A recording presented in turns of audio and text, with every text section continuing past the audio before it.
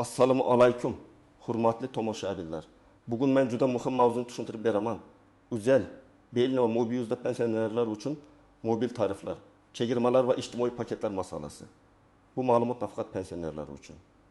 Balki ota-onasi, buvisi, bobosi, qarindoshi yoki qo'shnisi mobil aloqa uchun o'rtacha pul to'layotgan har bir inson uchun muhim. Chunki ko'pchilik pensionerlar oyiga 20 ming so'm tejamasa ham mayli deb o'ylaydi. Lekin bir yilda bu 2 ko'rdim 1000 so'm, 2 yilda esa deyarli yarım milyon so'm bo'ladi. Shuning uchun videoni oxirigacha ko'ring. Men bugun oddiy tilda tushuntiraman. Avval qanday edi, hozir nimalar o'zgargan, qaysi holatda uchel, qaysi holatda belini, qaysi holatda mobil qulay bo'lishi mumkin. Kimlar albatta tekshirishi kerak, kimlar esa shoshilmasligi mumkin. Hozirning o'zida kanalga obuna bo'ling, like bosib qo'ying. Chunki bunday amaliy ma'lumotlar odamning pulini ham, vaqtini ham tejaydi. Men ko'p ko'radigan holat shunday. Pensioner odam yillar oldin olingan eski raqamdan foydalanadi.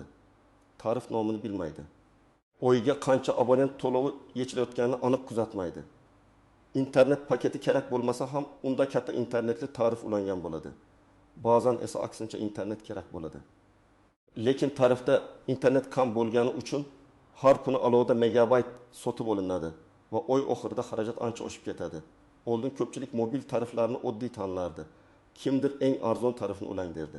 Kimdir daqiqasi ko'p bo'lsin derdi. Kimdir internet kerak emas deb o'ylardi. Lekin hozir vaziyat boshqacha. Hozir operatorlarda tariflar tez-tez o'zgaradi. Ayrim paketlar arxivga o'tadi. Yangi ijtimoiy takliflar chiqadi. Ba'zi xizmatlar avtomatik ulanishi mumkin. Ba'zi bonuslar faqat ma'lum shart bajarilganda ishlaydi. Shu sababli faqat tarif narxiga qarab qaror qilish yetarli emas. Pensionerlar uchun eng muhim savol shunday. Men oyga nima uchun pul to'layapman va shu pulga haqiqatan ham menga kerakli xizmatni olyapmanmi? Masalan, odam faqat farzandlariga qo'ng'iroq qilsa, unga 20 yoki 30 gigabayt internetli katta tarif kerak bo'lmasligi mumkin. Lekin boshqa odam Telegram orqali video ko'radi, shifokor bilan video qo'ng'iroq qiladi. Kommunal to'lovlarni ilova orqali to'laydi. Bunday odamga interneti kam tarif arzon ko'rinsa ham amalda qimmatga tushadi. Men avvalo bir narsani aniq aytaman. Uzel, Beeline va Mobizdagi tarif nomlari narxlari daqiqa va internet hajmlari vaqt o'tishi bilan o'zgarishi mumkin. Shuning uchun men sizga faqat bitta raqamni yodlab oling demayman. Men sizga to'g'ri tekshirish usulini, solishtirish mantiqini va pensionerlar ko'p xato qiladigan joylarni tushuntiraman. Chunki tarif bugun 25 ming so'm bo'lishi, ertaga 29 ming so'm bo'lishi mumkin, lekin tanlash qoidasi o'zgarmaydi. Avvallari pensionerlar ko'proq faqat qo'ng'iroq va SMS ishlatardi. Hozir esa mobil telefon, pensiya kartasi, bank ilovasi, Telegram, video qo'ng'iroq, shifokor bilan aloqa, davlat xizmatlari, gaz va elektr hisobini ko'rish vositasiga aylanib qoldi. Demak, pensioner uchun mobil tarif endi faqat gaplashish tarifi emas. Bu kundalik hayotdagi muhim xizmatlar uchun kirish eshigi. Yana bir o'zgarish, operatorlar, ba'zan pensionerlar, nogironligi bo'lgan shaxslar, ijtimoiy himoyaga muhtoj fuqarolar yoki katta yoshdagi abonentlar uchun maxsus shartlar, chegirmalar yoki alohida tariflar taklif qiladi. Biroq bunday takliflar har doim ham reklamada katta qilib ko'rsatilmaydi. Ba'zan ularni faqat operator ofisida, rasmiy saytda, mobil ilovada yoki call markaz orqali bilish mumkin. Shuning uchun men eshitmadim. Demak yo'q deb xulosa qilish noto'g'ri. Men pensionerlar uchun tarif tanlashda 3 ta asosiy savol beraman. Birinchi savol, odam oyiga necha daqiqa gaplashadi? Ikkinchi savol, internetdan qanchalik foydalanadi? Uchinchi savol, raqam kimning nomida va pensionerlik hujjati bilan maxsus shart olish mumkinmi? Masalan, birinchi holatni olaylik. Toshkent viloyatida yashaydigan 68 yoshli ona har kuni 2 farzandi bilan gaplashadi. Har bir qo'ng'iroq o'rtacha 5 daqiqadan kuniga 3 marta bo'ladi. Bu kuniga 15 daqiqa, oyiga taxminan 450 daqiqa degani. Agar uning tarifida operator ichida qo'ng'iroqlar bepul, boshqa tarmoqlarga esa daqiqa pullik bo'lsa, farzandlari boshqa operatorlarda bo'lsa, xarajat sezilarli oshadi. Bu yerda faqat abonent to'lovi emas, boshqa tarmoqqa qo'ng'iroq narxi ham muhim. Ikkinchi holat. Samarqandda yashaydigan pensioner ota internet ishlatmayman deydi. Lekin har kuni Telegramda ovozli xabar yuboradi, rasmlar ko'radi, bank ilovasiga kiradi, nabiralari yuborgan videolarni ochadi. U internet ishlatmayapman deb o'ylaydi. Aslida oyga 3 yoki 5 gigabayt sarflaydi. Agar tarifda internet 1 gigabayt bo'lsa, qolgan internet alohida narxida yechiladi. Natijada 20 ming so'mlik tarif oy oxirida 40 ming so'mga chiqib ketishi mumkin. Uchinchi holat. Buxoroda yashaydigan pensioner ayol faqat qo'ng'iroq qiladi. Internet umuman kerak emas, telefon oddiy tugmali. Unga katta internet tarifning foydasi yo'q. Bunday holatda eng muhim narsa abonent to'lovi past. Tarmoq ichida yoki barcha yo'nalishlarda daqiqa yetarli bo'lishi, qo'shimcha xizmatlar ulanmagan bo'lishidir. Agar har oy musiqa, obuna, pullik SMS xizmati, yangiliklar xizmati uchun 3 ming yoki 5 ming so'mdan yechilsa, bu ham keraksiz xarajat. Ujal bo'yicha nimalarga qarash kerak? Men ujal abonentlarga avvalo rasmiy ilova, shaxsiy kabinet yoki operator ofisi orqali joriy tarif nomini aniqlashni tavsiya qilaman. Keyin oyga sarflanayotgan daqiqalar va internet hajmini ko'rish kerak. Ujal ichida ko'p gaplashadiganlar uchun bir shart qulay bo'lishi mumkin, lekin boshqa operatorlarga qo'ng'iroq ko'p bo'lsa, boshqa paket kerak bo'lishi mumkin. Pensionerlar uchun maxsus yoki ijtimoiy taklif mavjud bo'lsa, odatda shaxsni tasdiqlovchi hujjat va pensionerlikni tasdiqlovchi hujjat talab qilinadi. Belini bo'yicha ham xuddi shunday yondashuv kerak. Belini tarmog'ida oilaviy foydalanish ko'p uchraydi. Farzandlar, ota-onalar, qarindoshlar bir operator ichida bo'lsa, ichki qo'ng'iroqlar qulayroq bo'lishi mumkin. Lekin hozir ko'pchilik turli operatorlardan foydalanadi. Shuning uchun oilamiz belinada deb o'ylab, avtomatik qulay deb hisoblash kerak emas. Telefon qo'ng'iroqlari qayerga ketayotganini ko'rish kerak. Agar pensioner odam kuniga 10 daqiqa Mobiuzga, 10 daqiqa Ujelga, 5 daqiqa belinaga qo'ng'iroq qilsa, unga faqat belina ichidagi imtiyoz yetmasligi mumkin. Mobiuz bo'yicha esa ko'pchilik uni oddiyroq va tushunarliroq tariflar uchun tanlaydi. Lekin bu ham har bir odamga bir xil mos keladi degani emas. Agar pensioner Mobiuzdan foydalansa, unda paketdagi daqiqalar barcha yo'nalishlargami yoki faqat tarmoq ichigami? Internet muddati bir oyga yetadimi? Balans tugaganda qanday xizmatlar ishlashda davom etadimi? Shularni tekshirish kerak. Mobiuzda ham maxsus takliflar bo'lishi mumkin, lekin uni rasmiy manba orqali tasdiqlash muhim. Menimcha, birinchi navbatda eski tarifda yurgan pensionerlar tekshirishi kerak. Agar raqam 5 yoki 10 yil oldin olingan bo'lsa, tarif arxivda bo'lishi mumkin. Arxiv tarif yomon degani emas. Lekin unda shartlar hozirgi ehtiyojga mos kelmasligi mumkin. Ba'zida eski tarifda daqiqa narxi yuqori, internet qimmat, abonent to'lovi esa ko'rinishda past bo'ladi. Odam men oyga aytiga 10 ming so'm to'layman deydi. Lekin qo'shimcha sarflar bilan 10 ming so'm ketadi. Ikkinchi guruh smartfon ishlatishni yangi boshlagan pensionerlar.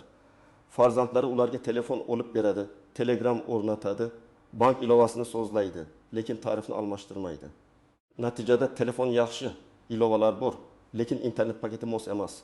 Har safar balans tez tugaydi. Pensioner esa telefon pulni yeb qo'yapti deb o'ylaydi. Aslida muammo telefonda emas, tarif noto'g'ri tanlanganda bo'ladi. Uchinchi guruh ko'p kasalxonaga qatnaydigan, shifokorlar bilan yozishadigan, farzandlari boshqa shaharda yoki chet elda yashaydigan pensionerlar. Bunday odamlar uchun aloqa uzilib qolmasligi juda muhim. Ularga eng arzon tarif emas, barqaror va yetarli paket kerak. Masalan, oyiga 25 ming so'mlik tarif 2 gigabayt internet bersa, lekin odam video qo'ng'iroq qilsa bu yetmaydi. 35 yoki 40 ming so'mlik tarif ko'proq internetni berib, amalda arzonroq chiqishi mumkin. Agar pensioner hozirgi tarifidan rozi bo'lsa, oy oxirida balans kutilmaganda tugamasa, internet yetarli bo'lsa, qo'ng'iroqlar uzilmasa, xarajat aniq va nazoratda bo'lsa, darhol tarif almashtirish shart emas. Men hech qachon faqat reklama ko'rdim deb tarif almashtirishni maslahat bermayman. Avval hisob-kitob qilish kerak. Masalan, odam oyiga 30 ming so'm to'laydi va hammasi yetadi. Yangi tarif 25 ming so'm deb reklama qilinadi. Lekin unda boshqa tarmoqlarga daqiqa kam, internet ham kam. Odam 5 ming so'm tejayman deb o'tadi. Keyin har oy qo'shimcha paket sotib olib, 5 ming so'm sarflaydi. Shuning uchun arzon degan doim foydali degani emas. Eng katta xatolardan biri abonent to'lovi bilan umumiy xarajatni adashtirish. Tarif 20 ming so'm bo'lishi mumkin.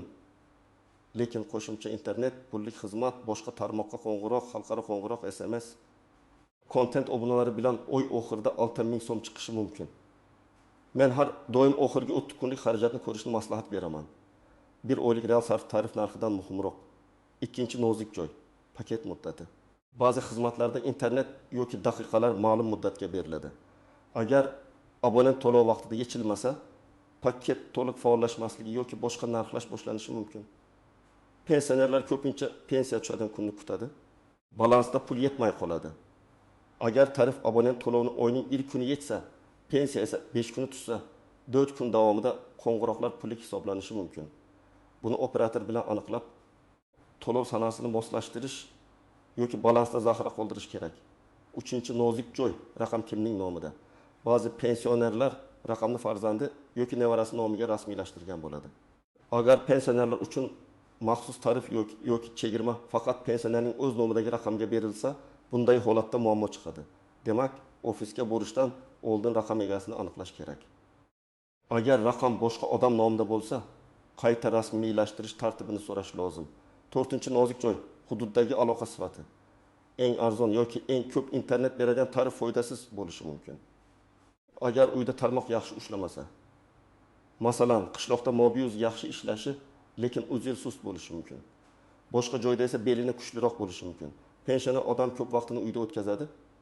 Shuning uchun aynan uy, poliklinika, bozor, masjid, mahalla, farzandining uyi kabi joylarda aloqa qanday ishlashini hisobga olish kerak. 5-chi nozik joy, avtomatik xizmatlar. Telefon raqamiga ob-havo, musiqa, yangilik, tanishuv, kontent, reklama yoki boshqa pullik xizmatlar ulanib qolgan bo'lishi mumkin. Pensioner buni sezmaydi. Chunki har kuni 300 so'm yoki 500 so'mdan yechiladi. Bir oyda bu 9000 yoki 15000 so'm bo'ladi. Men har bir pensioner raqamida pullik obunalarni tekshirtirishni alohida tavsiya qilaman. 6-chi nozik joy internetni fon rejimida ishlatadigan ilovalar. Smartfonda Telegram, YouTube, Facebook, Instagram, bank ilovalari. Yangilanishlar va bulut xizmatlari internet sarflaydi. Pensioner telefonni qo'liga olmasa ham ayrim ilovalar yangilanadi. Agar internet paketi kichik bo'lsa, bu ham balansga ta'sir qiladi. Shuning uchun telefonda avtomatik yangilanishlarni faqat Wi-Fi orqali qilish, keraksiz ilovalarni o'chirish, video sifatini pasaytirish foydali. Birinchi misol, yaqin 2 yoshli ota eski tarifda yuradi. Abonent to'lovi yo'qdek ko'rinadi. Lekin har bir qo'ng'iroq pullik. U kuniga o'rtacha 20 daqiqa gaplashadi. Agar daqiqa narxi 100 so'm bo'lsa, kuniga 2000 so'm, oyiga 6000 so'm ketadi. Agar unga 30000 so'mlik paketda 5000 daqiqa berilsa, u bir oyda 3000 so'm tejashi mumkin. Bir yilda bu 36000 so'm. Ikkinchi misol. 15 yoshli ona Telegramda nabiralari bilan video ko'radi. U 25000 so'mlik tarifda 2 GB internet oladi, lekin oyga 2 GB sarflaydi. Qolgan 6 GB ni alohida paketlar bilan oladi va yana 30000 so'm sarflaydi. Umumiy xarajat 25000 so'm bo'ladi. Agar u boshdan dartan 5000 so'mlik interneti yetarli tarifga o'tsa, 10000 so'm tejaydi va har safar balans tugashidan xavotir olmaydi. 3-chi misol. 1. Pensioner faqat kiruvchi qo'ng'iroqlarni qabul qiladi, o'zi kam qo'ng'iroq qiladi, internet ishlatmaydi. Unga katta paket kerak emas. Bunday odamda eng muhim vazifa balansni keraksiz xizmatlardan himoya qilish. Agar telefonida oyiga 12000 so'm pullik obunalar yechilsa, tarifni almashtirishdan oldin shu obunalarni o'chirish kerak. Ba'zan tejash tarifdan emas. Keraksiz xizmatlarni o'chirishdan boshlanadi. 4-chi misol. Farzand chet elda ishlaydi. Onasi bilan Telegram yoki WhatsApp orqali gaplashadi. Bu holatda oddiy xalqaro qo'ng'iroq emas, internet muhim. Ona telefonda video qo'ng'iroq ko'p ishlatsa, oyiga eng yoki 15 GB internet kerak bo'lishi mumkin. Unga internet kerak emas deb arzon tarif ulash noto'g'ri bo'ladi. Chunki arzon tarif bilan video qo'ng'iroq tez uziladi yoki balans tez tugaydi. Endi men aniq qadamlarni aytaman. Birinchi qadam, hozirgi tarif nomini aniqlang. Buni operatorning rasmiy ilovasi, shaxsiy kabineti, jal markazi yoki yaqin ofis orqali bilish mumkin. Pensioner odam o'zi tushunmasa, farzandi yoki ishonchli qarindoshi yordam bersin. Lekin yordam berayotgan odam ham hammasini shoshilmasdan tekshirsin. Chunki noto'g'ri bosilgan bitta tugma tarifni o'zgartirib yuborishi mumkin. Ikkinchi qadam, oxirgi bir oylik xarajatni ko'ring. Faqat balans qancha qolganiga qaramang. Qancha pul tushdi, qancha abonent to'lovi yechildi, qancha qo'shimcha internet olindi, pullik xizmatlar bormi, boshqa tarmoqqa qo'ng'iroqlar qancha turdi. Shuni aniqlang. Agar ilovada tafsilotlar ko'rinmasa, ofisdan yoki kol markazidan xarajatlar bo'yicha ma'lumot so'rang. 3-chi qadam, real ehtiyojni yozib chiqing. Masalan, oyiga 300 daqiqa qo'ng'iroq, 5 GB internet, SMS deyarli kerak emas yoki oyiga 100 daqiqa internet kerak emas yoki oyga 600 daqiqa va 10 gigabayt internet. Shunday yozib olinsa, operator xodimiga ham aniq savol beriladi. Eng arzonini ulang demang. Menga oyga shuncha daqiqa va shuncha internet kerak. Pensionerlar uchun qanday qulay tarif bor deb so'rang. 4-qadam. Pensionerlik hujjatlarini tayyorlang. Odatda pasport yoki ID karta, pensionerlik guvohnomasi yoki pensiya oluvchi ekanini tasdiqlovchi hujjat kerak bo'lishi mumkin. Ba'zi holatda raqam aynan pensionerning nomida bo'lishi talab qilinadi. Shuning uchun ofisga borishdan oldin chal markazga qo'ng'iroq qilib, pensionerlar uchun maxsus tarif yoki chegirma bormi? Qanday hujjat kerak? Raqam kimning nomida bo'lishi kerak deb so'rab oling. 5-qadam, Ucell, Belin va Mobius'ni alohida solishtiring. Faqat narxni emas, 3 ta narsani solishtiring. Oyga abonent to'lovi, barcha yo'nalishlarga daqiqa, internet hajmi. Keyin 4-narsani ham qo'shing. Siz yashaydigan joyda tarmoq sifati. Agar bir operator 5000 so'm arzon bo'lsa-yu, uyda yaxshi ushlamasa, bu qulay tanlov emas. 6-qadam, pullik xizmatlarni o'chiring. Operator ilovasida yoki kol markaz orqali raqamga ulangan barcha pullik xizmatlarni tekshiring. Keraksiz obunalar, kontent xizmatlari, pullik yangiliklar, musiqa xizmatlari bo'lsa o'chirtiring. Men ko'p holatda odamlar tarifni almashtirmasdan ham oyiga 10 ming yoki 20 ming so'm tejaganini ko'rganman, faqat keraksiz xizmatlar o'chirilgani uchun. 7-qadam, balansga nazorat qo'ying. Pensionerlar usul. Har oy ma'lum kunda telefon balansini to'ldirish. Agar abonent to'lovi 30 ming so'm bo'lsa, balansda 35 yoki 40 ming so'm bo'lgani yaxshi. Chunki ba'zan qo'shimcha qo'ng'iroq, SMS yoki xizmat uchun ozgina pul kerak bo'ladi. Balans 0 ga tushsa, paket yangilanmay qolishi mumkin. 8-qadam, tarifni almashtirgandan keyin bir oy kuzating. Birinchi oyning oxirida natijani tekshiring. Pul kamroq ketdimi? Internet yetdimi? Qo'ng'iroqlar yetdimi? Aloqa sifati yaxshimi? Agar yetmasa, yana moslashtirish kerak. Tarif tanlash bir marta qilib unutadigan ish emas. Ayniqsa telefon ishlatish odati o'zgarsa, tarif ham qayta ko'rib chiqilishi kerak. Agar siz operator ofisiga borsangiz, men shunday savollarni oldindan yozib olishni maslahat beraman. Mening raqamimda hozir qaysi tarif ulangan, oyga qancha abonent to'lovi bor, paketda nechta daqiqa bor va ular qaysi yo'nalishlarga ishlaydi, internet qancha beriladi. Pensionerlar uchun alohida tarif, chegirma yoki ijtimoiy paket bormi? Ulanish uchun qanday hujjat kerak? Raqam mening nomimda bo'lishi shartmi? Pullik obunalar ulanganmi? Tarif almashtirilsa, eski bonuslar yo'qoladimi? Abonent to'lovi qaysi sanda yechiladi? Bu savollar oddiy ko'rinadi, lekin juda muhim. Chunki ko'p odam ofisga boradi, xodim bitta tarifni tavsiya qiladi, odam rozilik beradi, keyin uyga kelgan shartlarni tushunmaydi. Siz savolni aniq bersangiz, javob ham aniq bo'ladi. Yaxshisi tarif shartlarini SMS, ilova yoki qog'ozda ko'rsatishni so'rang. Yana bir muhim maslahat, qarindoshlar pensioner nomidan qaror qabul qilayotganda ehtiyot bo'lsin. Ba'zan farzand, onamga katta internetli tarif ulayman, yaxshi bo'ladi deydi. Lekin ona tugmali telefon ishlatsa, bu ortiqcha xarajat. Yoki aksincha, otam internet ishlatmaydi deb kichik tarif ulanadi. Lekin ota har kuni YouTube ko'rsa, bu ham noto'g'ri. Tarifni odamning real odatiga qarab tanlash kerak. Men bitta operatorni hammaga tavsiya qilmayman. Chunki bir odam uchun Ucell yaxshi, boshqasi uchun Belini, uchinchisi uchun Mobius qulay bo'lishi mumkin. Tanlov 3 omilga bog'liq. Sizning hududingizdagi aloqa sifati, sizning qo'ng'iroq yo'nalishlaringiz, sizning internet ehtiyojingiz. Pensionerlar uchun maxsus tarif bo'lsa ham, u sizning odatingizga mos kelmasa, foydasi kam bo'ladi. Agar pensioner ko'p gaplashsa, daqiqalar muhim. Agar Telegram, bank ilovasi, video qo'ng'iroq ishlatsa, internet muhim. Agar telefon oddiy bo'lsa, abonent to'lovi past va keraksiz xizmatlar yo'qligi muhim. Agar farzandlar boshqa operatorlarda bo'lsa, barcha yo'nalishlarga daqiqa beradigan tarif muhim. Agar uyda bir operator yomon ushlasa, narxi arzon bo'lsa ham boshqa variantni ko'rish kerak. Bugungi mavzuning eng muhim xulosasi shuki, pensionerlar mobil aloqa uchun ortiqcha pul to'lamasligi kerak. Buning uchun Ucell, Belina va Mobius'dagi tariflarni ko'r-ko'rna tanlamasdan real ehtiyojga qarab solishtirish kerak. Avval joriy tarifni aniqlang, keyin oxirgi oylik xarajatni tekshiring, keyin daqiqa va internet ehtiyojini hisoblang. So'ng pensionerlar uchun maxsus shartlar bor yo'qligini rasmiy manbadan so'rang. Agar sizning ota-onangiz, buvingiz yoki bobongiz telefon uchun har oy qancha pul ketayotganini bilmasa, bugunoq tekshirib bering. Ba'zan bitta tarifni to'g'ri almashtirish yoki keraksiz xizmatlarni o'chirish bir oyda 2000 so'm, bir yilda esa 200 ming so'mdan ko'proq tejashga olib keladi. Eng muhimi aloqa uzilmaydi. Balans kutilmaganda tugamaydi. Odam o'z yaqinlari bilan bemalol bog'lana oladi. Siz qaysi operatordan foydalanasiz? Uzel, Belin yoki Mobius pensionerlar uchun qaysi tarif sizga qulay bo'ldi yoki qaysi muammoga duch keldingiz? Fikringizni izohlarda yozib qoldiring. Boshqalarga ham foydasi tegadi. Videoga like bosing, kanalga obuna bo'ling va yaqinlaringizga ulashing. Men esa keyingi videolarda ham pulingizni tejaydigan, oddiy hayotda kerak bo'ladigan muhim ma'lumotlarni tushuntirib boraman.